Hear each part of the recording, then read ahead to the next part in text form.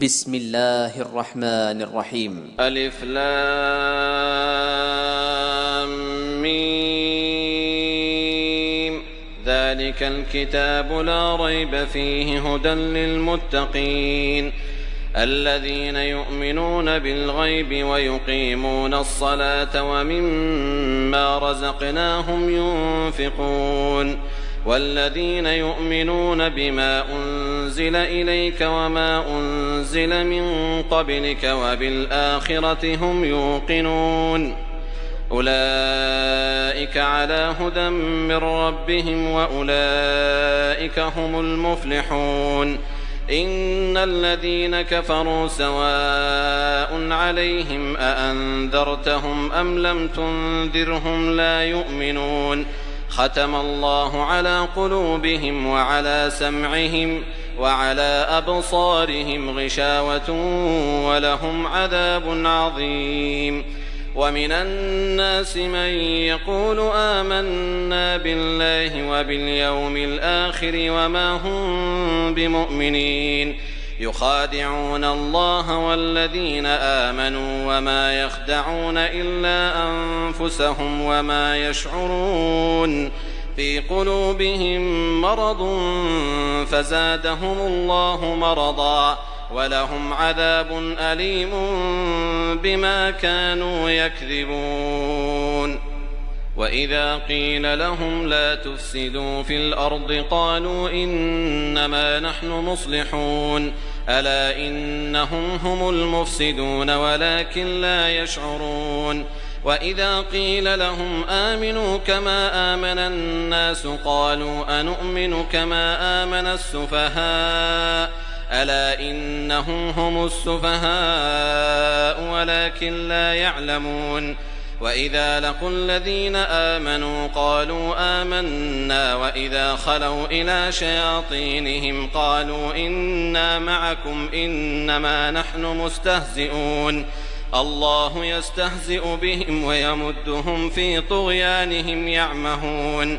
أولئك الذين اشتروا الضلالة بالهدى فما ربحت تجارتهم وما كانوا مهتدين. مثلهم كمثل الذي استوقد نارا فلما أضاءت ما حوله ذهب الله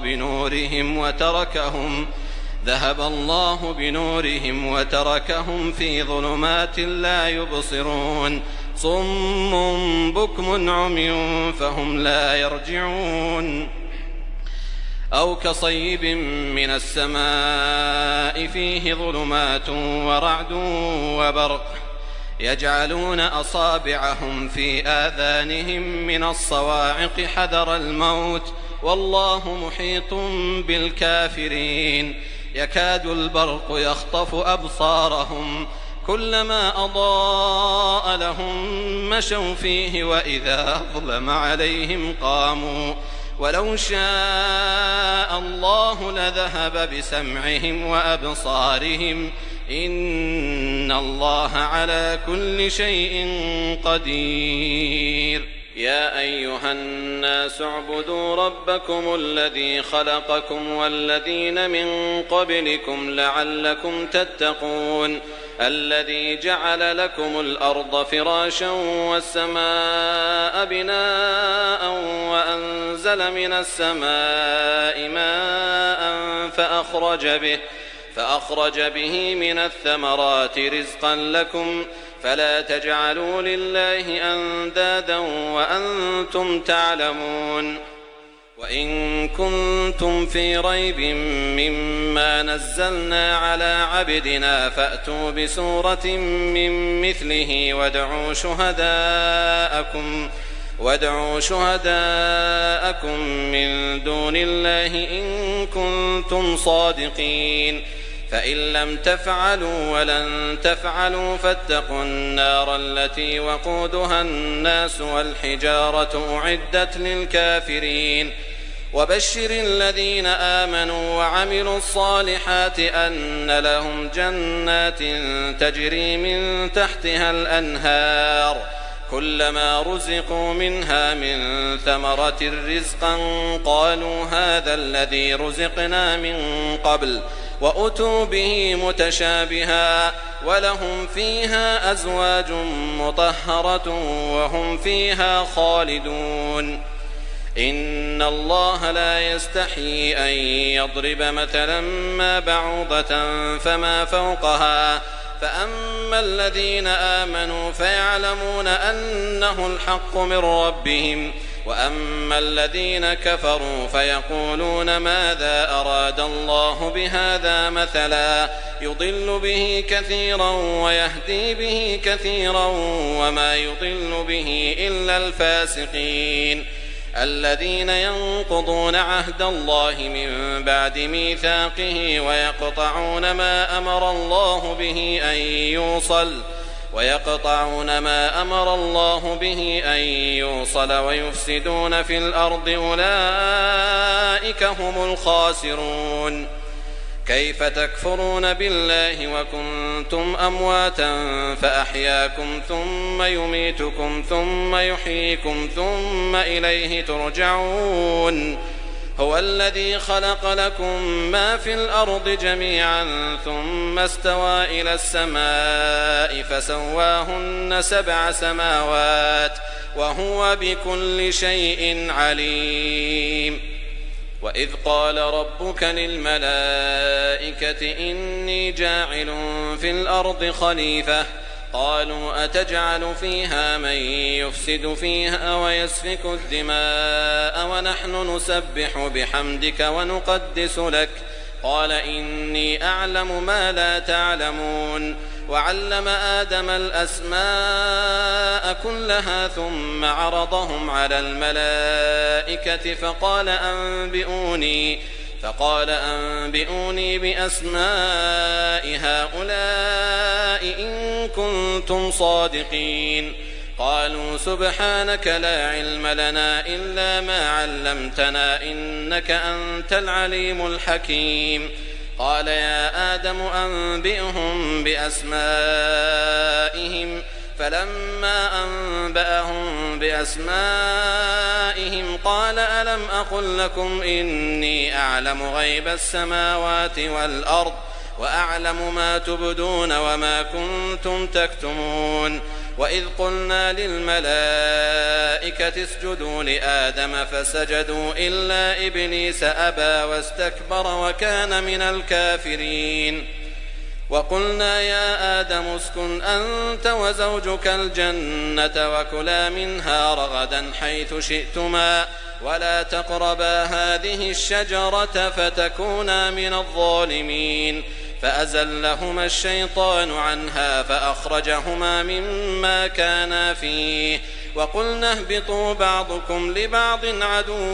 ولكم في الأرض مستقر ومتاع إلى حين فتلقى آدم من ربه كلمات فتاب عليه إنه هو التواب الرحيم قلنا اهبطوا منها جميعا فإما يأتينكم مني هدى فمن تبع هداي فلا خوف عليهم ولا هم يحزنون والذين كفروا وكذبوا بآياتنا أولئك أصحاب النار هم فيها خالدون يا بني إسرائيل اذكروا نعمتي التي أنعمت عليكم وأوفوا بعهدي أوف بعهدكم وإياي فارهبون وآمنوا بما أنزلت مصدقا لما معكم ولا تكونوا أول كافر به ولا تشتروا بآياتي ثمنا قليلا وإياي فاتقون ولا تلبسوا الحق بالباطل وتكتموا الحق وأنتم تعلمون وأقيموا الصلاة وآتوا الزكاة واركعوا مع الراكعين أتأمرون الناس بالبر وتنسون أنفسكم وأنتم تتلون الكتاب أفلا تعقلون واستعينوا بالصبر والصلاة وإنها لكبيرة إلا على الخاشعين الذين يظنون أنهم ملاقو ربهم وأنهم إليه راجعون. يا بني إسرائيل اذكروا نعمتي التي أنعمت عليكم وأني فضلتكم على العالمين واتقوا يوما لا تجزي نفس عن نفس شيئا ولا يقبل منها شفاعة ولا يؤخذ منها عدل ولا هم ينصرون. وإذ نجيناكم من آل فرعون يسومونكم سوء العذاب يذبحون أبناءكم ويستحيون نساءكم وفي ذلكم بلاء من ربكم عظيم. وإذ فرقنا بكم البحر فأنجيناكم وأغرقنا آل فرعون وأنتم تنظرون. وإذ واعدنا موسى 40 ليلة ثم اتخذتم العجل من بعده وأنتم ظالمون ثم عفونا عنكم من بعد ذلك لعلكم تشكرون. وإذ آتينا موسى الكتاب والفرقان لعلكم تهتدون. وإذ قال موسى لقومه يا قوم إنكم ظلمتم أنفسكم باتخاذكم العجل فتوبوا إلى بارئكم فاقتلوا أنفسكم ذلكم خير لكم عند بارئكم فتاب عليكم إنه هو التواب الرحيم. وإذ قلتم يا موسى لن نؤمن لك حتى نرى الله جهرة فأخذتكم الصاعقة وأنتم تنظرون ثم بعثناكم من بعد موتكم لعلكم تشكرون. وظللنا عليكم الغمام وأنزلنا عليكم المن والسلوى كلوا من طيبات ما رزقناكم وما ظلمونا ولكن كانوا أنفسهم يظلمون. وإذ قلنا ادخلوا هذه القرية فكلوا منها حيث شئتم رغدا وادخلوا الباب سجدا وقولوا حطة نغفر لكم خطاياكم وسنزيد المحسنين. فبدل الذين ظلموا قولا غير الذي قيل لهم فأنزلنا على الذين ظلموا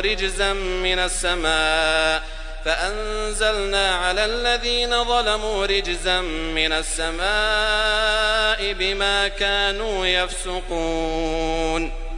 وإذ استسقى موسى لقومه فقلنا اضرب بعصاك الحجر فانفجرت منه 12 عينا قد علم كل أناس مشربهم كلوا واشربوا من رزق الله ولا تعثوا في الأرض مفسدين.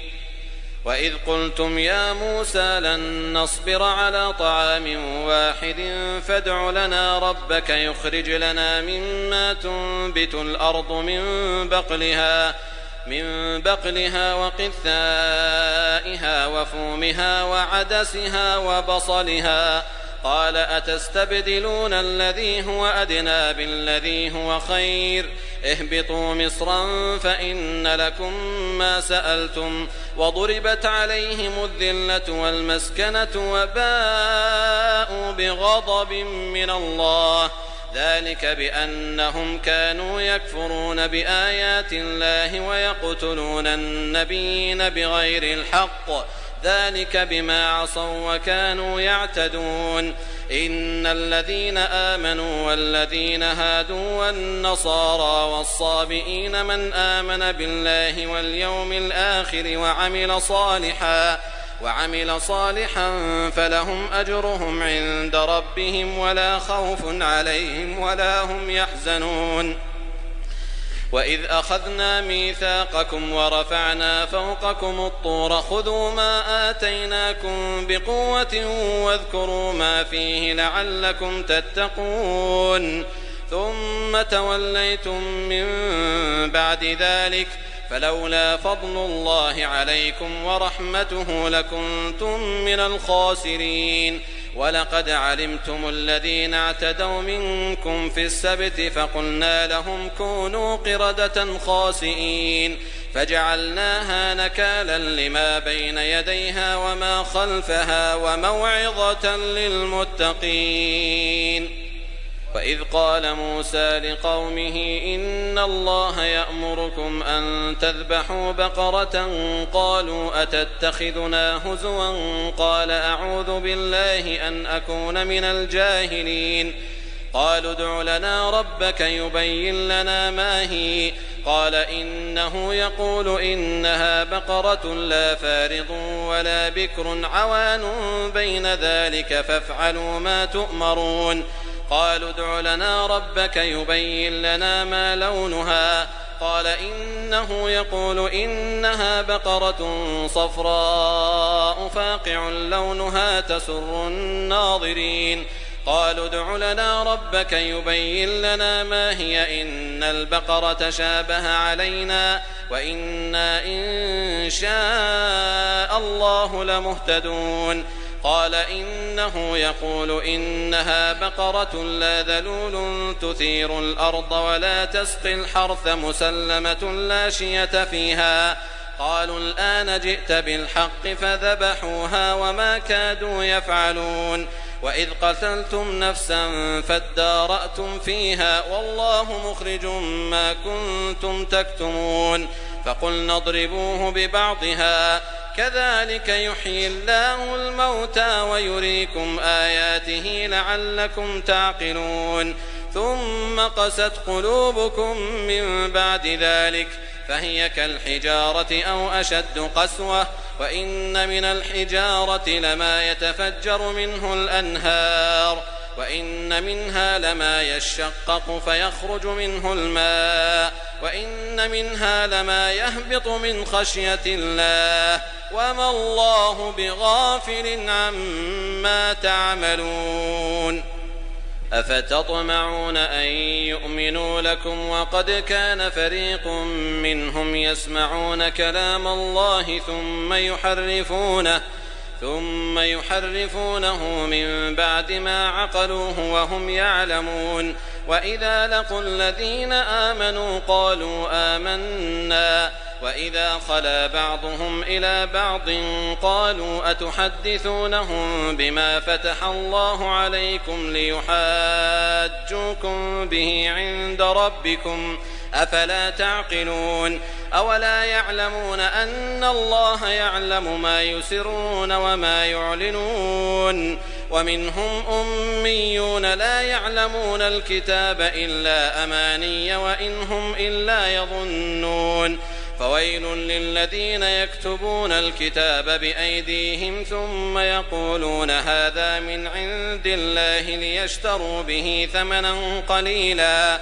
فويل لهم مما كتبت أيديهم وويل لهم مما يكسبون وقالوا لن تمسنا النار إلا أياما معدودة قل أتخذتم عند الله عهدا فلن يخلف الله عهده أم تقولون على الله ما لا تعلمون بلى من كسب سيئة وأحاطت به خطيئته فأولئك أصحاب النار هم فيها خالدون والذين آمنوا وعملوا الصالحات أولئك أصحاب الجنة هم فيها خالدون وإذ أخذنا ميثاق بني إسرائيل لا تعبدون إلا الله وبالوالدين إحسانا وذي القربى واليتامى والمساكين وقولوا للناس حسنا وأقيموا الصلاة وآتوا الزكاة ثم توليتم إلا قليلا منكم وأنتم معرضون وإذ أخذنا ميثاقكم لا تسفكون دماءكم ولا تخرجون أنفسكم من دياركم ثم أقررتم وأنتم تشهدون ثم أنتم هؤلاء تقتلون أنفسكم وتخرجون فريقا منكم من ديارهم من ديارهم تظاهرون عليهم بالإثم والعدوان وإن يأتوكم أسارى تفادوهم وهو محرم عليكم إخراجهم أفتؤمنون ببعض الكتاب وتكفرون ببعض فما جزاء من يفعل ذلك منكم إلا خزي في الحياة الدنيا ويوم القيامة يردون إلى أشد العذاب وما الله بغافل عما تعملون أولئك الذين اشتروا الحياة الدنيا بالآخرة فلا يخفف عنهم العذاب ولا هم ينصرون. ولقد آتينا موسى الكتاب وقفينا من بعده بالرسل وآتينا عيسى ابن مريم البينات وأيدناه بروح القدس أفكلما جاءكم رسول بما لا تهوى أنفسكم استكبرتم ففريقا كذبتم وفريقا تقتلون وقالوا قلوبنا غلف بل لعنهم الله بكفرهم فقليلا ما يؤمنون ولما جاءهم كتاب من عند الله مصدق لما معهم وكانوا من قبل يستفتحون على الذين كفروا فلما جاءهم ما عرفوا كفروا به فلعنة الله على الكافرين بئس ما اشتروا به أنفسهم أن يكفروا بما أنزل الله بغيا أن ينزل الله من فضله على من يشاء من عباده فباءوا بغضب على غضب وللكافرين عذاب مهين. وإذا قيل لهم آمنوا بما أنزل الله قالوا نؤمن بما أنزل علينا ويكفرون بما وراءه وهو الحق مصدقا لما معهم قل فلم تقتلون أنبياء الله من قبل إن كنتم مؤمنين ولقد جاءكم موسى بالبينات ثم اتخذتم العجل من بعده وأنتم ظالمون وإذ أخذنا ميثاقكم ورفعنا فوقكم الطور خذوا ما آتيناكم بقوة واسمعوا قالوا سمعنا وعصينا وأشربوا في قلوبهم العجل بكفرهم قل بئس ما يأمركم به إيمانكم إن كنتم مؤمنين قل إن كانت لكم الدار الآخرة عند الله خالصة من دون الناس فتمنوا الموت إن كنتم صادقين ولن يتمنوه أبدا بما قدمت أيديهم والله عليم بالظالمين ولتجدنهم أحرص الناس على حياة ومن الذين أشركوا يود أحدهم لو يعمر 1000 سنة وما هو بمزحزحه من العذاب أن يعمر والله بصير بما يعملون قل من كان عدوا لجبريل فإنه نزله على قلبك بإذن الله مصدقا لما بين يديه وهدى وبشرى للمؤمنين من كان عدوا لله وملائكته ورسله وجبريل وميكال فإن الله عدو للكافرين ولقد أنزلنا إليك آيات بينات وما يكفر بها إلا الفاسقون أو كلما عاهدوا عهدا نبذه فريق منهم بل أكثرهم لا يؤمنون ولما جاءهم رسول من عند الله مصدق لما معهم نبذ فريق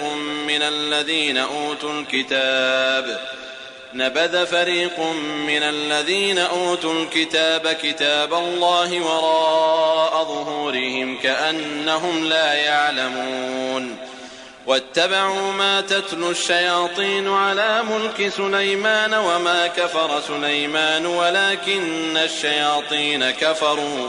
يعلمون الناس السحر وما أنزل على الملكين ببابل هاروت وماروت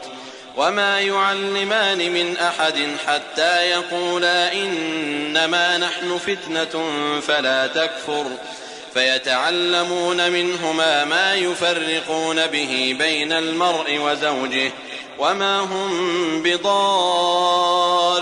به من أحد إلا بإذن الله ويتعلمون ما يضرهم ولا ينفعهم ولقد علموا لمن اشتراه ما له في الآخرة من خلاق ولبئس ما شروا به أنفسهم لو كانوا يعلمون ولو أنهم آمنوا واتقوا لمثوبة من عند الله خير لو كانوا يعلمون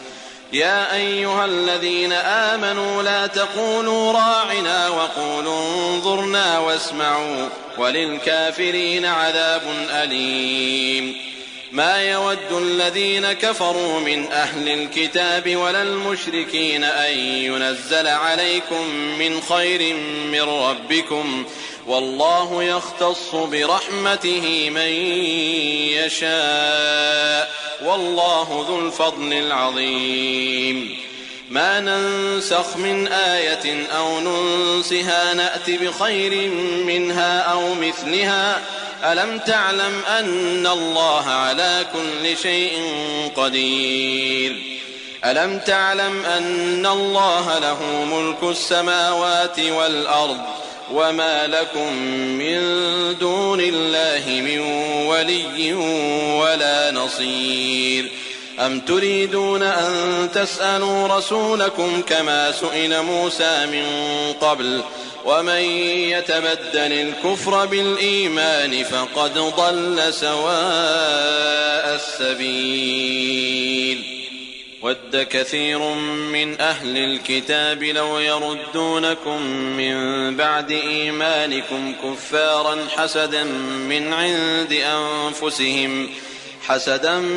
عند أنفسهم من بعد ما تبين لهم الحق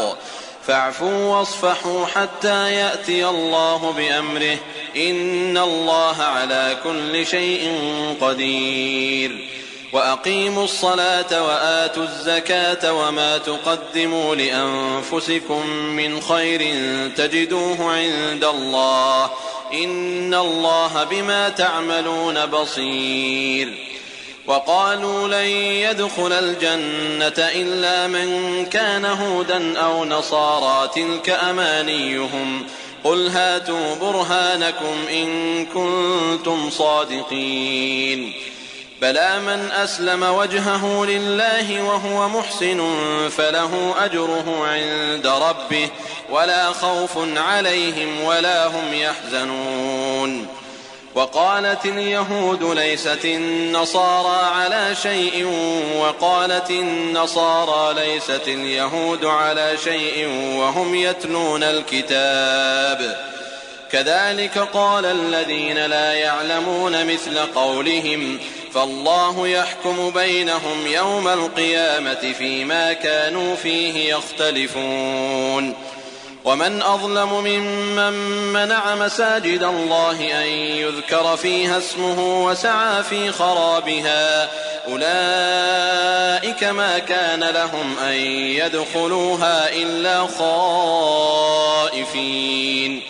لهم في الدنيا خزي ولهم في الآخرة عذاب عظيم ولله المشرق والمغرب فأينما تولوا فثم وجه الله إن الله واسع عليم.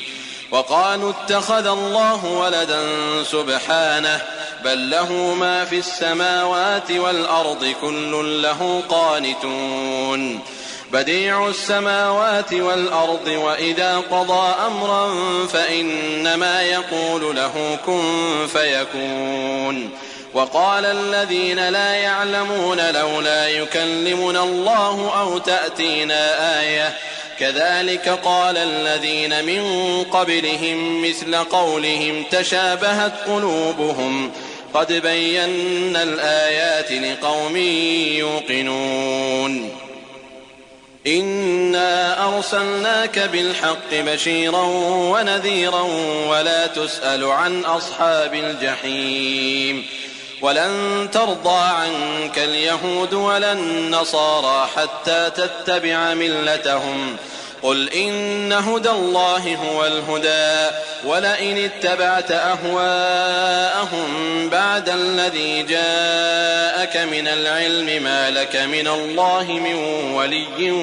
ولا نصير.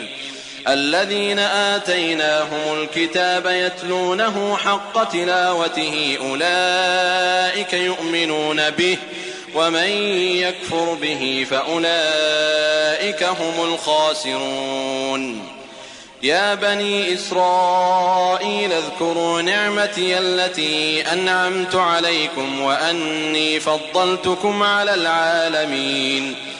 واتقوا يوما لا تجزي نفس عن نفس شيئا ولا يقبل منها عدل ولا تنفعها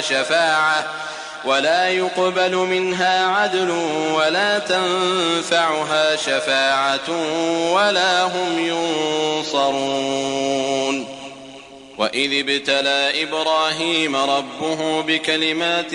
فأتمهن قال إني جاعلك للناس إماما قال ومن ذريتي قال لا ينال عهد الظالمين. وإذ جعلنا البيت مثابة للناس وأمنا واتخذوا من مقام إبراهيم مصلى وعهدنا إلى إبراهيم وإسماعيل أن طهرا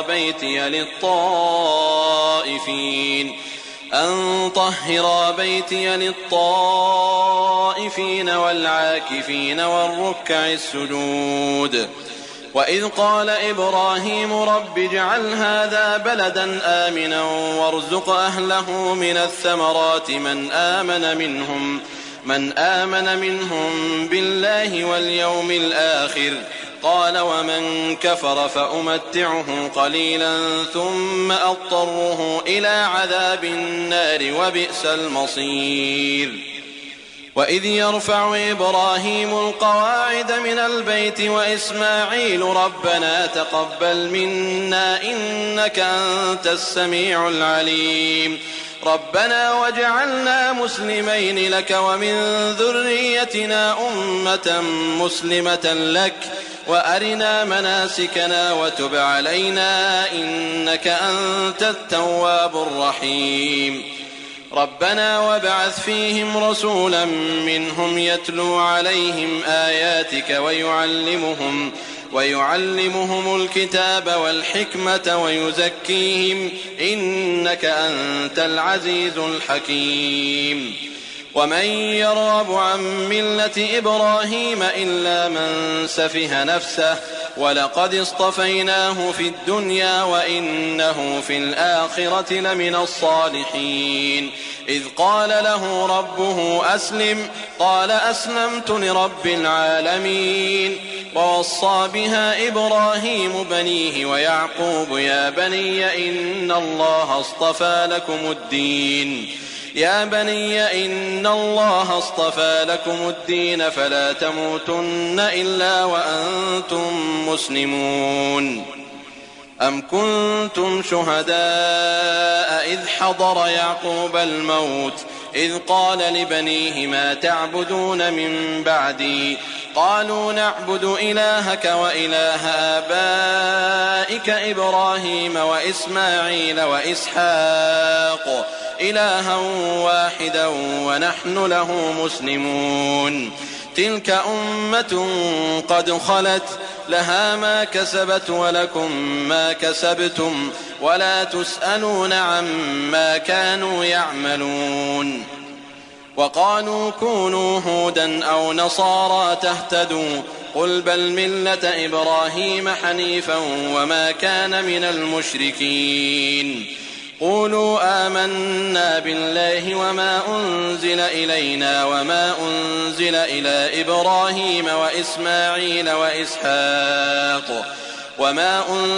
إلى إبراهيم وإسماعيل وإسحاق ويعقوب والأسباط وما أوتي موسى وعيسى وما أوتي النبيون من ربهم لا نفرق بين أحد منهم ونحن له مسلمون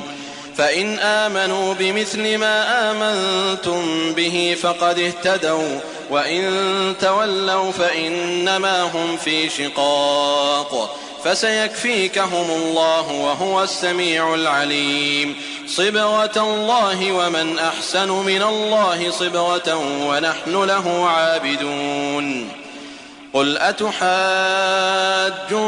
في الله وهو ربنا وربكم ولنا أعمالنا ولكم أعمالكم ونحن له مخلصون أم تقولون إن إبراهيم وإسماعيل وإسحاق ويعقوب والأسباط كانوا هودا أو نصارى قل أأنتم أعلم أم الله ومن أظلم ممن كتم شهادة عنده من الله وما الله بغافل عما تعملون تلك أمة قد خلت لها ما كسبت ولكم ما كسبتم ولا تسألون عما كانوا يعملون سيقول السفهاء من الناس ما ولاهم عن قبلتهم التي كانوا عليها قل لله المشرق والمغرب يهدي من يشاء إلى صراط مستقيم وكذلك جعلناكم أمة وسطا لتكونوا شهداء على الناس ويكون الرسول عليكم شهيدا وما جعلنا القبلة التي كنت عليها إلا لنعلم من يتبع الرسول ممن ينقلب على عقبيه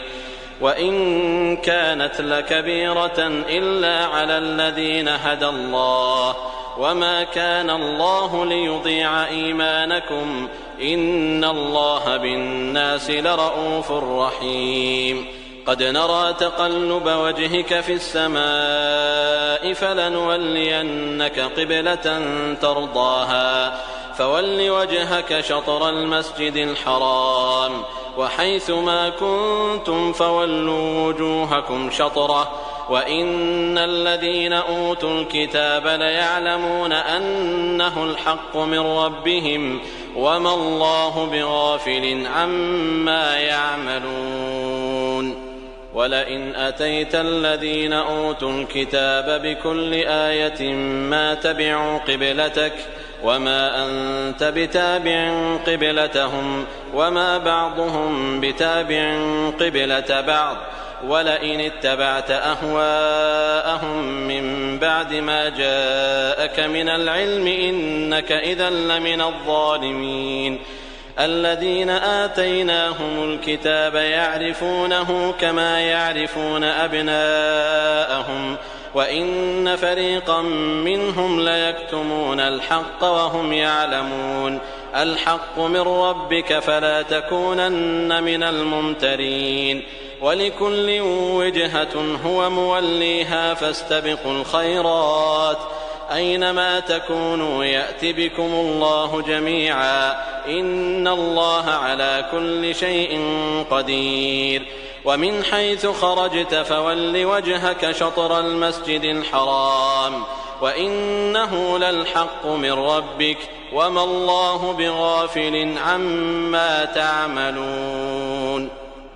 ومن حيث خرجت فول وجهك شطر المسجد الحرام وحيث ما كنتم فولوا وجوهكم شطره لئلا يكون للناس عليكم حجة إلا الذين ظلموا منهم فلا تخشوهم واخشوني ولأتم نعمتي عليكم ولعلكم تهتدون. كما أرسلنا فيكم رسولا منكم يتلو عليكم آياتنا ويزكيكم ويعلمكم الكتاب والحكمة ويعلمكم ما لم تكونوا تعلمون. فاذكروني أذكركم واشكروا لي ولا تكفرون. يا أيها الذين آمنوا استعينوا بالصبر والصلاة إن الله مع الصابرين. ولا تقولوا لمن يقتل في سبيل الله أموات بل أحياء ولكن لا تشعرون. ولنبلونكم بشيء من الخوف والجوع ونقص من الأموال والأنفس والثمرات وبشر الصابرين الذين إذا أصابتهم مصيبة قالوا إنا لله وإنا إليه راجعون. أولئك عليهم صلوات من ربهم ورحمة وأولئك هم المهتدون. إن الصفا والمروة من شعائر الله فمن حج البيت أو اعتمر فلا جناح عليه أن يطوف بهما ومن تطوع خيرا فإن الله شاكر عليم. إن الذين يكتمون ما أنزلنا من البينات والهدى من بعد ما بيناه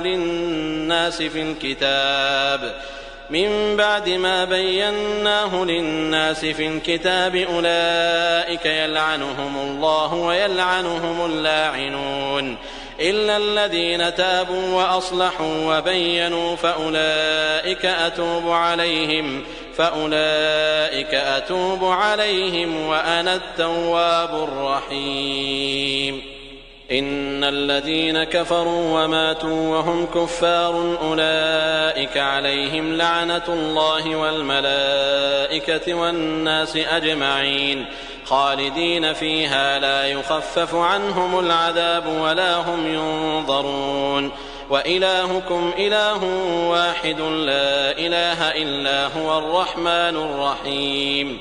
إن في خلق السماوات والأرض واختلاف الليل والنهار والفلك التي تجري في البحر بما ينفع الناس وما أنزل الله من السماء من ماء فأحيا به الأرض بعد موتها وبث فيها من كل دابة وتصريف الرياح والسحاب المسخر بين السماء والأرض لآيات لقوم يعقلون. ومن الناس من يتخذ من دون الله أندادا يحبونهم كحب الله والذين آمنوا أشد حبا لله ولو يرى الذين ظلموا إذ يرون العذاب أن القوة لله جميعا وأن الله شديد العذاب إذ تبرأ الذين اتبعوا من الذين اتبعوا ورأوا العذاب وتقطعت بهم الأسباب وقال الذين اتبعوا لو أن لنا كرة فنتبرأ منهم كما تبرأوا منا كذلك يريهم الله أعمالهم حسرات عليهم وما هم بخارجين من النار. يا أيها الناس كلوا مما في الأرض حلالا طيبا ولا تتبعوا خطوات الشيطان إنه لكم عدو مبين. إنما يأمركم بالسوء والفحشاء وأن تقولوا على الله ما لا تعلمون وإذا قيل لهم اتبعوا ما أنزل الله قالوا بل نتبع ما ألفينا عليه آباءنا أولو كان آباؤهم لا يعقلون شيئا ولا يهتدون ومثل الذين كفروا كمثل الذي ينعق بما لا يسمع إلا دعاء ونداء صم بكم عمي فهم لا يعقلون يا أيها الذين آمنوا كلوا من طيبات ما رزقناكم واشكروا لله إن كنتم إياه تعبدون إنما حرم عليكم الميتة والدم ولحم الخنزير وما أهل به لغير الله فمن اضطر غير باغ ولا عاد فلا إثم عليه إن الله غفور رحيم إن الذين يكتمون ما أنزل الله من الكتاب ويشترون به ثمنا قليلا أولئك ما يأكلون في بطونهم إلا النار ولا يكلمهم الله يوم القيامة ولا يزكيهم ولهم عذاب أليم أولئك الذين اشتروا الضلالة بالهدى والعذاب بالمغفرة فما أصبرهم على النار ذلك بأن الله نزل الكتاب بالحق وإن الذين اختلفوا في الكتاب لفي شقاق بعيد ليس البر أن تولوا وجوهكم قبل المشرق والمغرب ولكن البر من آمن بالله واليوم الآخر والملائكة والكتاب والنبيين وآتى المال على حبه ذوي القربى واليتامى والمساكين وابن السبيل والسائلين وفي الرقاب وأقام الصلاة وآتى الزكاة والموفون بعهدهم إذا عاهدوا والصابرين في البأساء والضراء وحين البأس أولئك الذين صدقوا وأولئك هم المتقون يا أيها الذين آمنوا كتب عليكم القصاص في القتلى الحر بالحر والعبد بالعبد والأنثى بالأنثى فمن عفي له من أخيه شيء فاتباع بالمعروف وأداء إليه بإحسان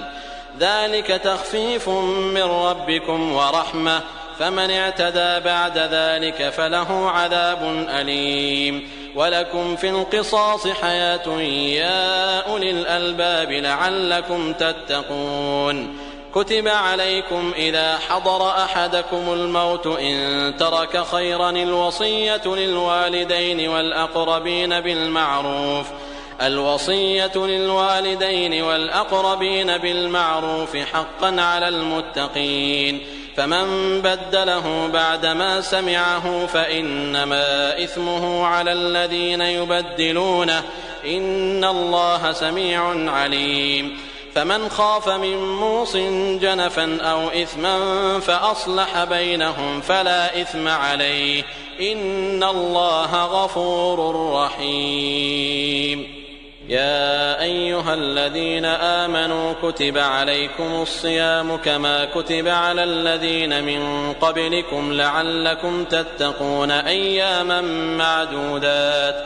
فمن كان منكم مريضا أو على سفر فعدة من أيام أخر وعلى الذين يطيقونه فدية طعام مسكين فمن تطوع خيرا فهو خير له وأن تصوموا خير لكم إن كنتم تعلمون شهر رمضان الذي أنزل فيه القرآن هدى للناس وبينات من الهدى والفرقان فمن شهد منكم الشهر فليصم ومن كان مريضا أو على سفر فعدة من أيام أخر يريد الله بكم اليسر ولا يريد بكم العسر ولتكملوا العدة ولتكبروا الله على ما هداكم ولعلكم تشكرون. وإذا سألك عبادي عني فإني قريب أجيب دعوة الداع إذا دعان فليستجيبوا لي وليؤمنوا بي لعلهم يرشدون. أحل لكم ليلة الصيام الرفث إلى نسائكم هن لباس لكم وأنتم لباس لهن علم الله أنكم كنتم تختانون أنفسكم فتاب عليكم وعفى عنكم فالآن باشروهن وابتغوا ما كتب الله لكم وكلوا واشربوا حتى يتبين لكم الخيط الأبيض من الخيط الأسود من الفجر ثم أتموا الصيام إلى الليل ولا تباشروهن وأنتم عاكفون في المساجد تلك حدود الله فلا تقربوها كذلك يبين الله آياته للناس لعلهم يتقون. ولا تأكلوا أموالكم بينكم بالباطل وتدلوا بها إلى الحكام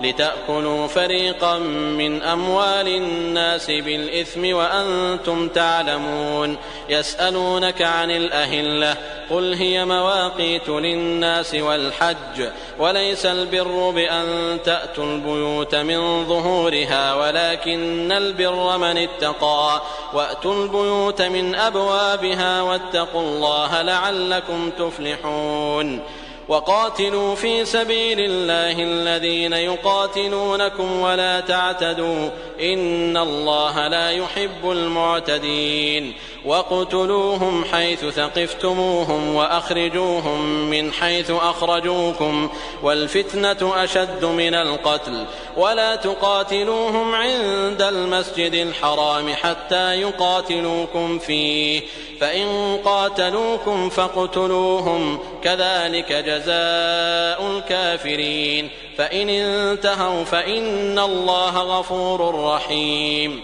وقاتلوهم حتى لا تكون فتنة ويكون الدين لله فإن انتهوا فلا عدوان إلا على الظالمين. الشهر الحرام بالشهر الحرام والحرمات قصاص فمن اعتدى عليكم فاعتدوا عليه بمثل ما اعتدى عليكم واتقوا الله واعلموا أن الله مع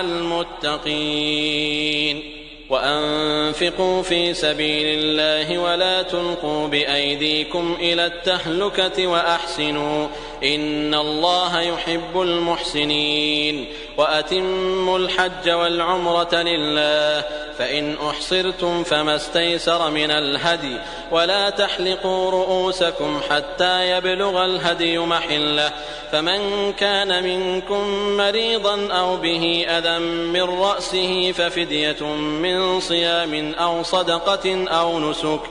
فإذا أمنتم فمن تمتع بالعمرة إلى الحج فما استيسر من الهدي فمن لم يجد فصيام 3 أيام في الحج و7 إذا رجعتم تلك 10 كاملة ذلك لمن لم يكن أهله حاضر المسجد الحرام واتقوا الله واعلموا أن الله شديد العقاب. الحج أشهر معلومات فمن فرض فيهن الحج فلا رفث ولا فسوق ولا جدال في الحج وما تفعلوا من خير يعلمه الله وتزودوا فإن خير الزاد التقوى واتقون يا أولي الألباب. ليس عليكم جناح أن تبتغوا فضلا من ربكم فإذا أفضتم من عرفات فاذكروا الله عند المشعر الحرام واذكروه كما هداكم وإن كنتم من قبله لمن الضالين ثم أفيضوا من حيث أفاض الناس واستغفروا الله إن الله غفور رحيم. فإذا قضيتم مناسككم فاذكروا الله كذكركم آباءكم أو أشد ذكرا فمن الناس من يقول ربنا آتنا في الدنيا وما له في الآخرة من خلاق ومنهم من يقول ربنا آتنا في الدنيا حسنة وفي الآخرة حسنة وقنا عذاب النار أولئك لهم نصيب مما كسبوا والله سريع الحساب واذكروا الله في أيام معدودات فمن تعجل في يومين فلا إثم عليه ومن تأخر فلا إثم عليه لمن اتقى واتقوا الله واعلموا أنكم إليه تحشرون ومن الناس من يعجبك قوله في الحياة الدنيا ويشهد الله على ما في قلبه وهو ألد الخصام وإذا تولى سعى في الأرض ليفسد فيها ويهلك الحرث والنسل والله لا يحب الفساد وإذا قيل له اتق الله أخذته العزة بالإثم فحسبه جهنم ولبئس المهاد ومن الناس من يشري نفسه ابتغاء مرضات الله والله رؤوف بالعباد يا أيها الذين آمنوا ادخلوا في السلم كافة ولا تتبعوا خطوات الشيطان إنه لكم عدو مبين فإن زللتم من بعد ما جاءتكم البينات فاعلموا أن الله عزيز حكيم هل ينظرون إلا أن يأتيهم الله في ظلل من الغمام والملائكة وقضي الأمر وإلى الله ترجع الأمور سل بني إسرائيل كم آتيناهم من آية بينة ومن يبدل نعمة الله من بعد ما جاءته فإن الله شديد العقاب زين للذين كفروا الحياة الدنيا ويسخرون من الذين آمنوا والذين اتقوا فوقهم يوم القيامة والله يرزق من يشاء بغير حساب كان الناس أمة واحدة فبعث الله النبيين مبشرين ومنذرين وأنزل معهم الكتاب بالحق ليحكم بين الناس فيما اختلفوا فيه وما اختلف فيه إلا الذين أوتوه من بعد ما جاءتهم البينات بغيا بينهم فهدى الله الذين آمنوا لما اختلفوا فيه من الحق بإذنه والله يهدي من يشاء إلى صراط مستقيم أم حسبتم أن تدخلوا الجنة ولما يأتكم مثل الذين خلوا من قبلكم مستهم البأساء والضراء وزلزلوا حتى يقول الرسول والذين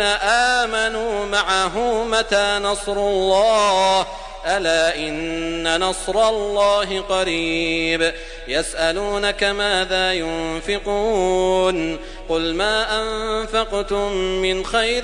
فللوالدين والأقربين واليتامى والمساكين وابن السبيل وما تفعلوا من خير فإن الله به عليم كتب عليكم القتال وهو كره لكم وعسى أن تكرهوا شيئا وهو خير لكم وعسى أن تحبوا شيئا وهو شر لكم والله يعلم وأنتم لا تعلمون يسألونك عن الشهر الحرام قتال فيه قل قتال فيه كبير وصد عن سبيل الله وكفر به والمسجد الحرام وإخراج أهله منه أكبر عند الله والفتنة أكبر من القتل ولا يزالون يقاتلونكم حتى يردوكم عن دينكم إن استطاعوا ومن يرتدد منكم عن دينه فيمت وهو كافر فأولئك حبطت أعمالهم في الدنيا والآخرة وأولئك أصحاب النار هم فيها خالدون. إن الذين آمنوا والذين هاجروا وجاهدوا في سبيل الله أولئك يرجون رحمة الله والله غفور رحيم. يسألونك عن الخمر والميسر قل فيهما إثم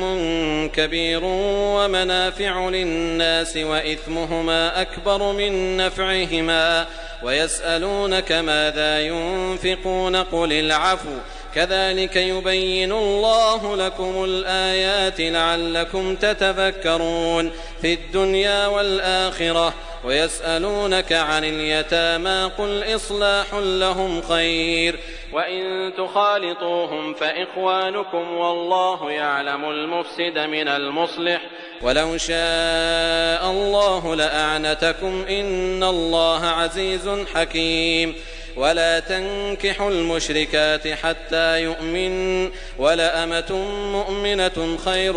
من مشركة ولو أعجبتكم ولا تنكحوا المشركين حتى يؤمنوا ولعبد مؤمن خير من مشرك ولو أعجبكم أولئك يدعون إلى النار والله يدعو إلى الجنة والمغفرة بإذنه ويبين آياته للناس لعلهم يتذكرون. ويسألونك عن المحيض قل هو أذى فاعتزلوا النساء في المحيض ولا تقربوهن حتى يطهرن فإذا تطهرن فأتوهن من حيث أمركم الله إن الله يحب التوابين ويحب المتطهرين. نساؤكم حرث لكم فأتوا حرثكم أنى شئتم وقدموا لأنفسكم واتقوا الله واعلموا أنكم ملاقوه وبشر المؤمنين. ولا تجعلوا الله عرضة لأيمانكم أن تبروا وتتقوا وتصلحوا بين الناس والله سميع عليم. لا يؤاخذكم الله باللغو في أيمانكم ولكن يؤاخذكم بما كسبت قلوبكم والله غفور حليم. للذين يؤلون من نسائهم تربص 4 أشهر فإن فاءوا فإن الله غفور رحيم. وإن عزموا الطلاق فإن الله سميع عليم. والمطلقات يتربصن بأنفسهن 3 قروء ولا يحل لهن أن يكتمن ما خلق الله في أرحامهن إن كن يؤمن بالله واليوم الآخر وبعولتهن أحق بردهن في ذلك إن أرادوا إصلاحا ولهن مثل الذي عليهن بالمعروف وللرجال عليهن درجة والله عزيز حكيم. الطلاق 2 فإمساك بمعروف أو تسريح بإحسان. ولا يحل لكم أن تأخذوا مما آتيتموهن شيئا إلا أن يخافا ألا يقيما حدود الله فإن خفتم ألا يقيما حدود الله فلا جناح عليهما فيما افتدت به تلك حدود الله فلا تعتدوها ومن يتعد حدود الله فأولئك هم الظالمون. فإن طلقها فلا تحل له من بعد حتى تنكح زوجا غيره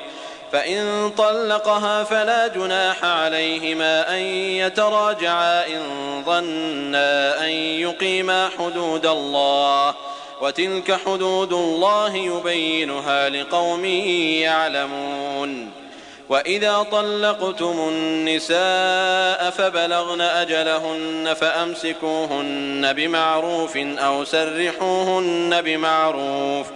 ولا تمسكوهن ضرارا لتعتدوا ومن يفعل ذلك فقد ظلم نفسه ولا تتخذوا آيات الله هزوا واذكروا نعمة الله عليكم وما أنزل عليكم من الكتاب والحكمة يعظكم به واتقوا الله واعلموا أن الله بكل شيء عليم. وإذا طلقتم النساء فبلغن أجلهن فلا تعضلوهن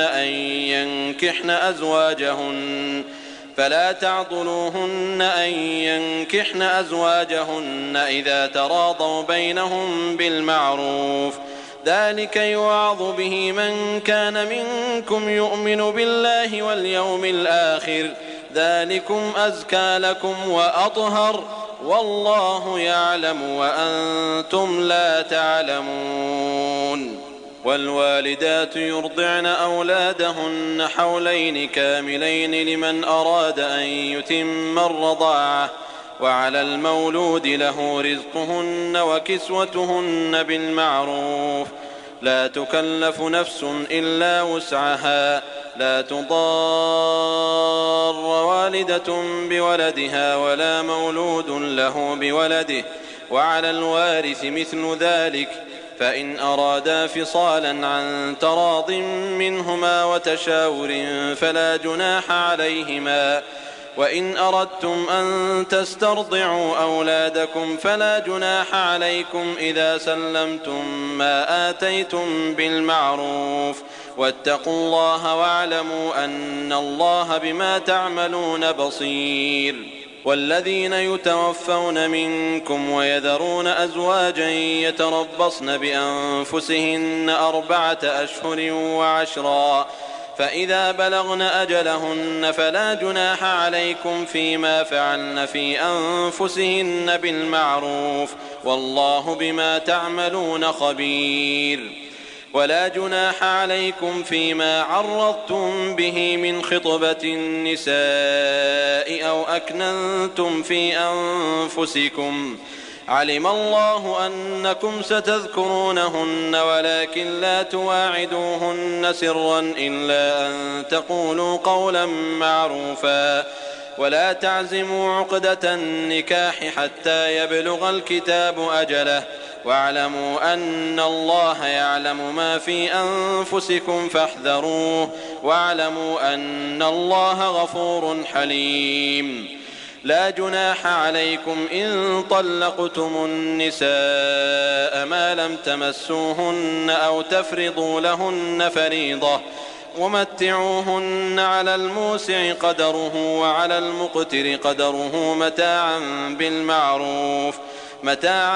بالمعروف حقا على المحسنين. وإن طلقتموهن من قبل أن تمسوهن وقد فرضتم لهن فريضة فنصف ما فرضتم إلا أن يعفون أو يعفو الذي بيده عقدة النكاح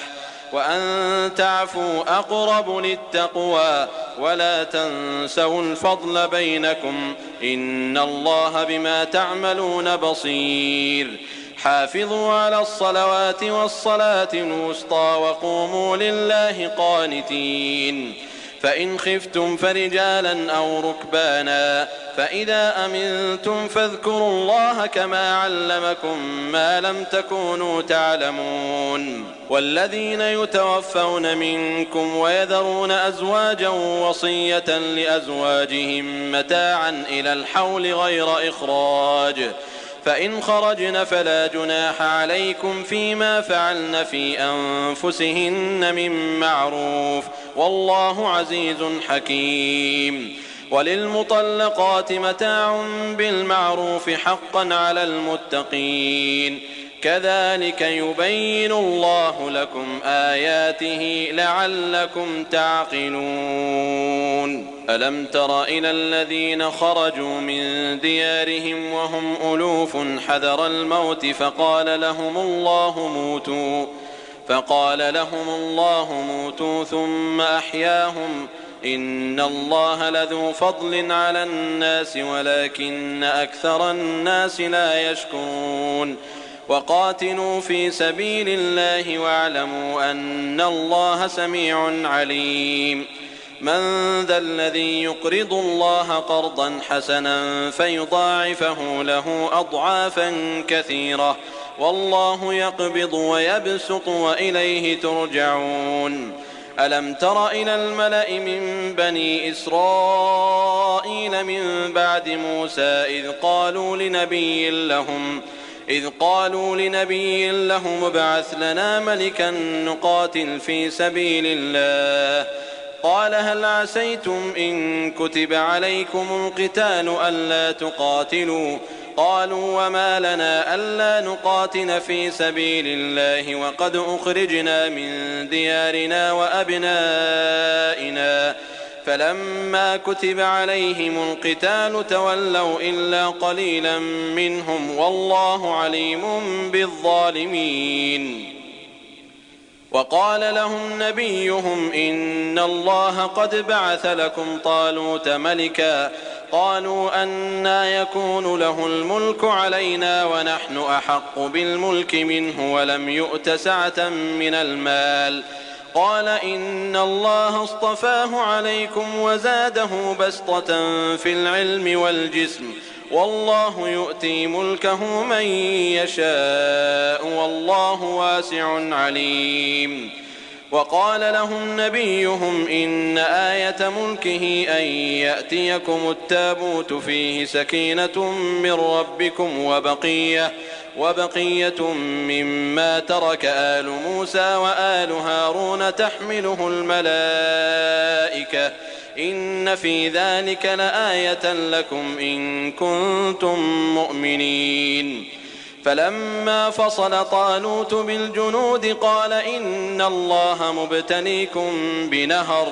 فمن شرب منه فليس مني ومن لم يطعمه فإنه مني إلا من اغترف غرفة بيده فشربوا منه إلا قليلا منهم فلما جاوزه هو والذين آمنوا معه قالوا لا طاقة لنا اليوم بجالوت وجنوده قال الذين يظنون أنهم ملاقوا الله كم من فئة قليلة غلبت فئة كثيرة بإذن الله والله مع الصابرين ولما برزوا لجالوت وجنوده قالوا ربنا أفرغ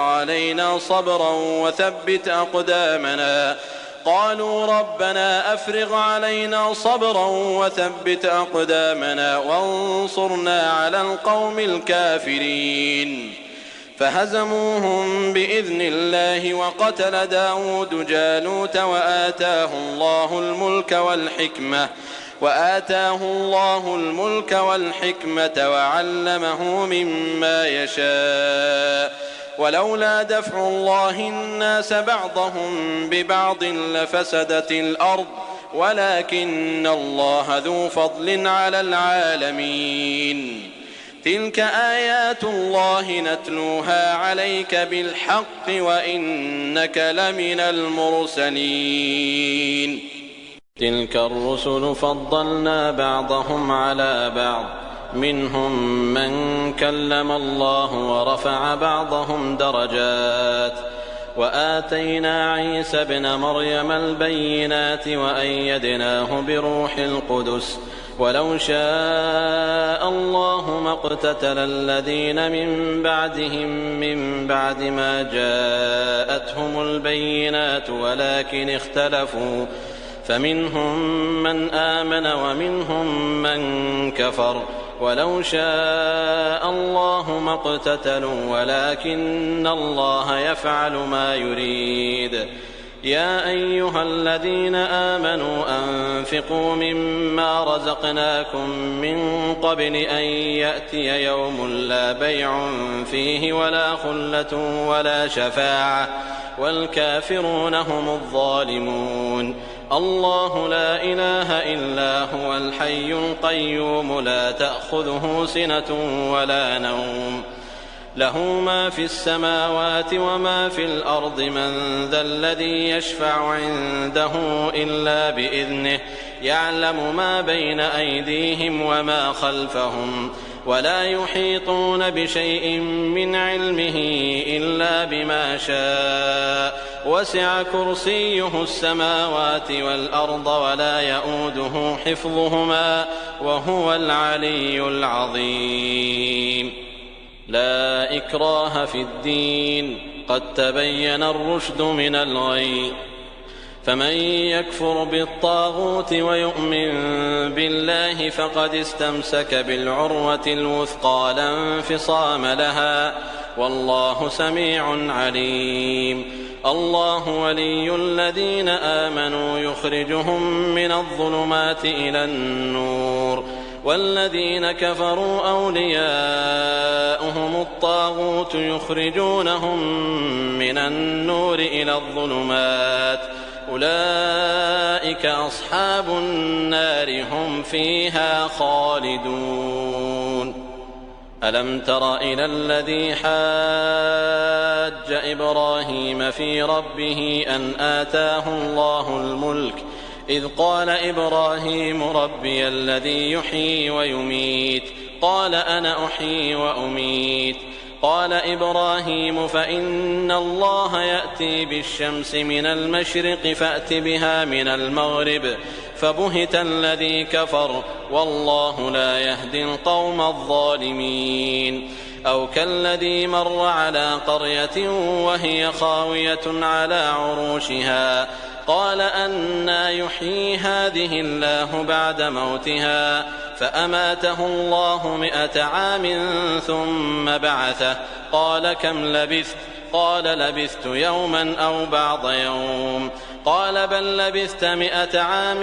فانظر إلى طعامك وشرابك لم يتسنه وانظر إلى حمارك ولنجعلك آية للناس وانظر إلى العظام كيف ننشزها ثم نكسوها لحما فلما تبين له قال أعلم أن الله على كل شيء قدير. وإذ قال إبراهيم رب أرني كيف تحيي الموتى قال أولم تؤمن قال بلى ولكن ليطمئن قلبي قال فخذ 4 من الطير فصرهن إليك ثم اجعل على كل جبل منهن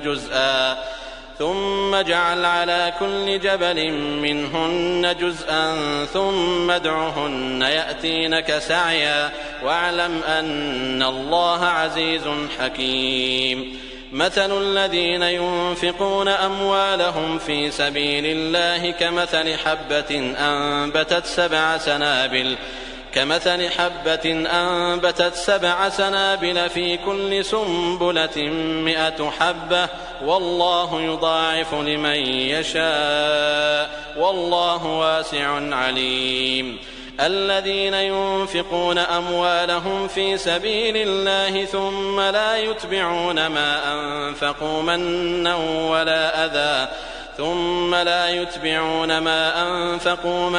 ولا أذى لهم أجرهم عند ربهم ولا خوف عليهم ولا هم يحزنون. قول معروف ومغفرة خير من صدقة يتبعها أذى والله غني حليم. يا أيها الذين آمنوا لا تبطلوا صدقاتكم بالمن والأذى كالذي ينفق ماله رئاء الناس ولا يؤمن بالله واليوم الآخر فمثله كمثل صفوان عليه تراب فأصابه وابل فتركه صلدا لا يقدرون على شيء مما كسبوا والله لا يهدي القوم الكافرين. ومثل الذين ينفقون أموالهم ابتغاء مرضات الله وتثبيتا من أنفسهم كمثل جنة بربوة أصابها وابل فآتت أكلها ضعفين فإن لم يصبها وابل فطل والله بما تعملون بصير. أيود أحدكم أن تكون له جنة من نخيل وأعناب تجري من تحتها الأنهار له فيها من كل الثمرات وأصابه الكبر وله ذرية ضعفاء فأصابها إعصار فيه نار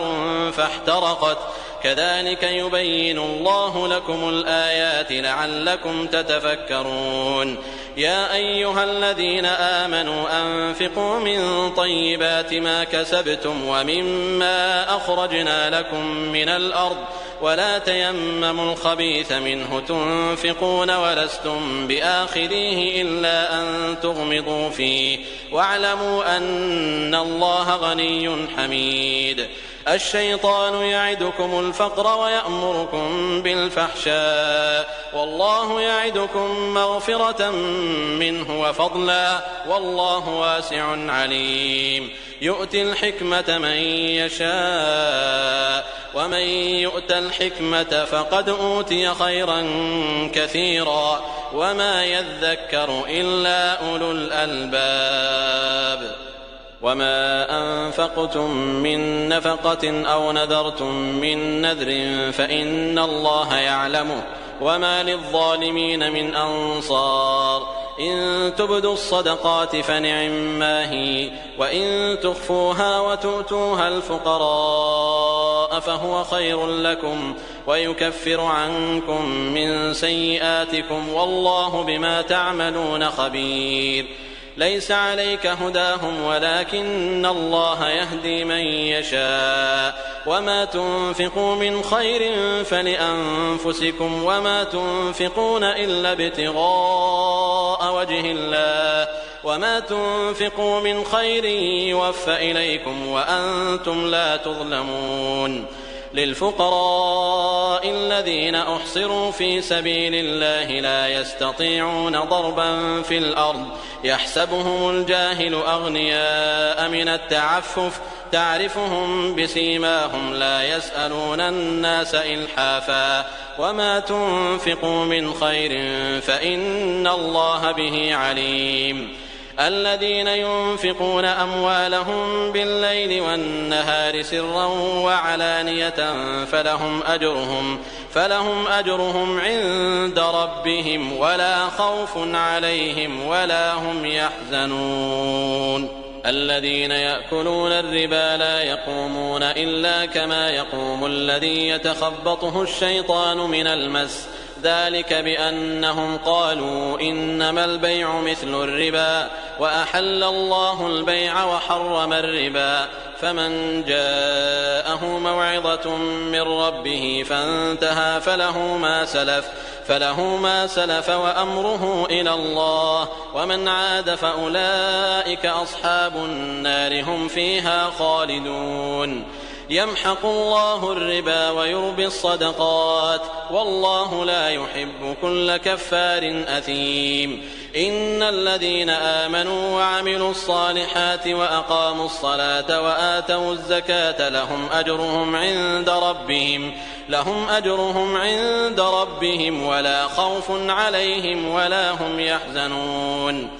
يا أيها الذين آمنوا اتقوا الله وذروا ما بقي من الربا إن كنتم مؤمنين فإن لم تفعلوا فأذنوا بحرب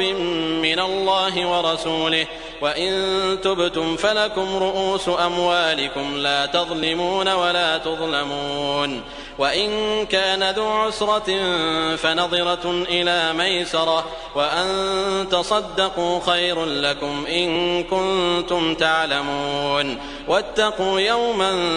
ترجعون فيه إلى الله ثم توفى كل نفس ما كسبت وهم لا يظلمون. يا أيها الذين آمنوا إذا تداينتم بدين إلى أجل مسمى فاكتبوه وليكتب بينكم كاتب بالعدل ولا يأب كاتب أن يكتب كما علمه الله فليكتب وليملل الذي عليه الحق وليتق الله ربه ولا يبخس منه شيئا فإن كان الذي عليه الحق سفيها أو ضعيفا أو لا يستطيع أن يمل هو فليملل وليه بالعدل واستشهدوا شهيدين من رجالكم فإن لم يكونا رجلين فرجل وامرأتان ممن ترضون من الشهداء أن تضل إحداهما فتذكر إحداهما الأخرى ولا يأبى الشهداء إذا ما دعوا ولا تسأموا أن تكتبوه صغيرا أو كبيرا إلى أجله ذلكم أقسط عند الله وأقوم للشهادة وأدنى ألا ترتابوا إلا أن تكون تجارة حاضرة تديرونها بينكم فليس عليكم جناح ألا تكتبوها وأشهدوا إذا تبايعتم ولا يضار كاتب ولا شهيد وإن تفعلوا فإنه فسوق بكم واتقوا الله ويعلمكم الله والله بكل شيء عليم وإن كنتم على سفر ولم تجدوا كاتبا فرهان مقبوضة فإن أمن بعضكم بعضا فليؤد الذي اؤتمن أمانته وليتق الله ربه ولا تكتموا الشهادة ومن يكتمها فإنه آثم قلبه والله بما تعملون عليم لله ما في السماوات وما في الأرض وإن تبدوا ما في أنفسكم أو تخفوه يحاسبكم به الله فيغفر لمن يشاء ويعذب من يشاء والله على كل شيء قدير آمن الرسول بما أنزل إليه من ربه والمؤمنون كل آمن بالله وملائكته وكتبه ورسله لا نفرق بين أحد من رسله وقالوا سمعنا وأطعنا غفرانك ربنا وإليك المصير لا يكلف الله نفسا إلا وسعها لها ما كسبت وعليها ما اكتسبت ربنا لا تؤاخذنا إن نسينا أو أخطأنا ربنا ولا تحمل علينا إصرا كما حملته على الذين من قبلنا ربنا ولا تحملنا ما لا طاقة لنا به واعف عنا واغفر لنا وارحمنا أنت مولانا فانصرنا على القوم الكافرين